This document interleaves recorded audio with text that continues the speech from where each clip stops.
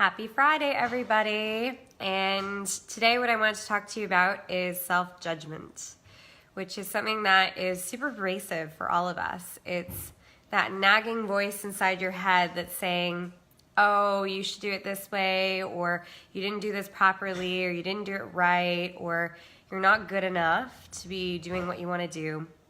All these little thoughts that come up that really make us feel small on the inside and put us down in many ways. So for my own self, I've had lots of these things come up. For example, right now I have a self-judgment about how nasally my nose is because I've been working through this cold and how awkward that is and how I don't sound like myself. There's a self-judgment right there. There's other judgments like how I've got the other women in Dharma team and the rest of the room and they're hanging out and I'm thinking to myself, oh no, they're listening to me and what do they think as I'm speaking? So again, these judgments can come out of nowhere and it happens to all of us in our own way that we're going to judge ourselves from time to time. So how do you come out of it? Well, in an ideal world, we'd be able to snap our fingers and tell that voice to be quiet and it would go away. More often than not, that doesn't happen at all. That voice will keep nattering at you and sometimes even get louder if you try and shut it up. So what I've actually found is that it's not so much about trying to deal with this on your own.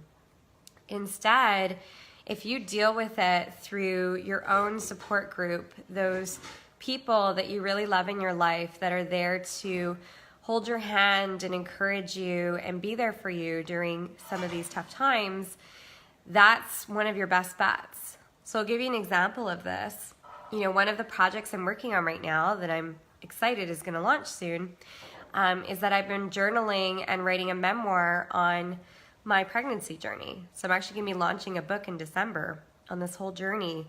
And when I first started this process, I had so many self-judgments. Things like, how could I possibly write a book? Who's going to even read it? Who's going to be interested? Is the content even going to be any good? Tons of judgments coming up. And I could have tried to work through them on my own. However, realistically, I probably wouldn't have gotten very far. So instead, what I did is that I would send out, for example, my introduction to one or two people that I really trusted and really loved, and asked them to be gentle with me with any of their feedback. And they were very encouraging and very loving about it. So then I was able to feel more confident to keep going. And then I launched more chapters and more content to more people. And again, in a very tight-knit way, I was very mindful of who I was going to for their insights and feedback. And I was also really clear in terms of the kind of feedback that I was looking for, where I shared how vulnerable it was for me to share my writing with them. And so over time, the more and more people that I got feedback from and got encouragement from, the more confident that I felt in terms of, okay, I can do this. So I was able to get over my self-judgment with the support of other people instead of feeling like I had to do it all myself. And that, I think, is one of the keys, is that sometimes we put extra pressure on ourselves and it almost snowballs into more self-judgment where we think that we should be able to get out of it ourselves.